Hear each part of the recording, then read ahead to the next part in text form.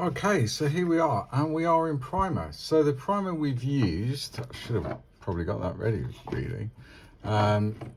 So the primer we've used is Mr. Mahogany Surfacer 1000, thinned 50-50-ish with Mr. Leveling Thinner. And we're all primed, and it gives a real nice deep tone to put the green over. So yeah, we're all primed. So what we're going to do now is we're going to take all the wheels off, and then we're going to put the base color green on. And the green we're going to use is Tamiya LP, and it is LP 56. So it's this one here, which is dark green too, and I'll put all these paints in the video description. So that's the green we're going to use. It will be darker than that when it dries, because obviously we're going over a dark primer. So the idea is this will dry much darker than it looks there, because it does look a bit light for sort of NBA, but it'll be more sort of the lid color really.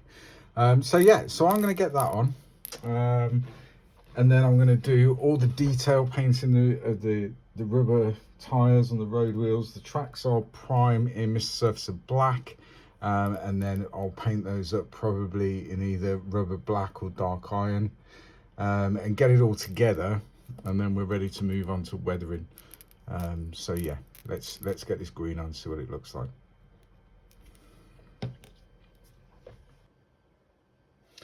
So there we go, we have the base green on, which as I said is LP 56, which is dark green 2. So that was applied over the brown primer, and then I've gone in with the airbrush and just very modestly added some highlights using the Ammo by MIG Olive Drab Shine, which is colour 929. So no problem putting acrylics over lacquers, no problem at all.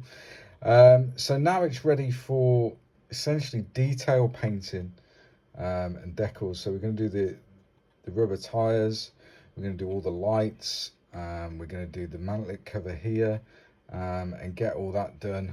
And then essentially we'll put the decals on, and then we're ready to sort of start weathering, pin washes, oils, pigments, all that sort of stuff.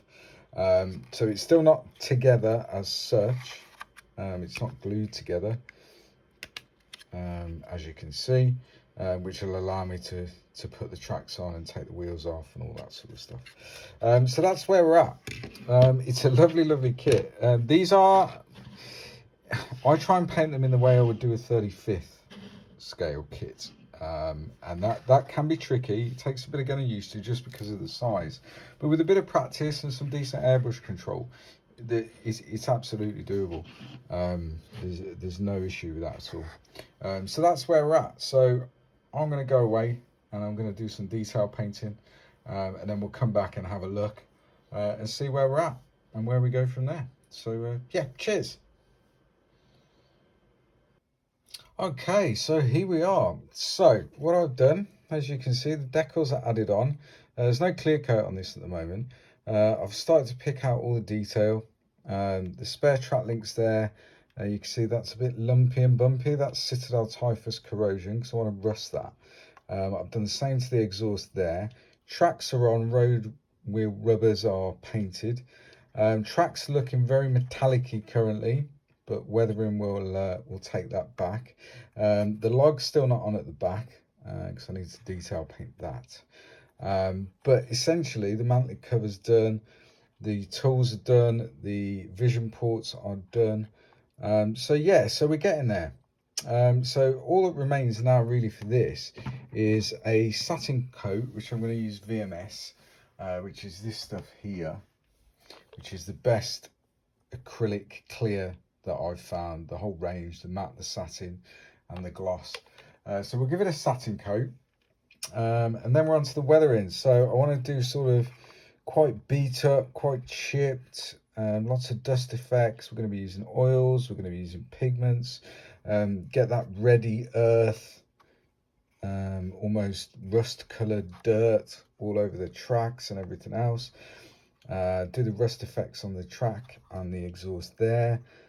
So yeah, it's looking lovely. I really like it. I like where we're going with it. Still looking a bit light, but the weathering will tone that back.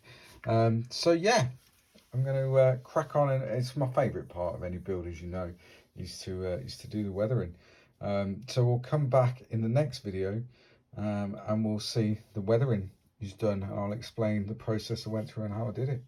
So thanks for watching this, and keep your eye on the channel for the next part where we're going to make it look dirty. So yeah, thanks for watching. Cheers.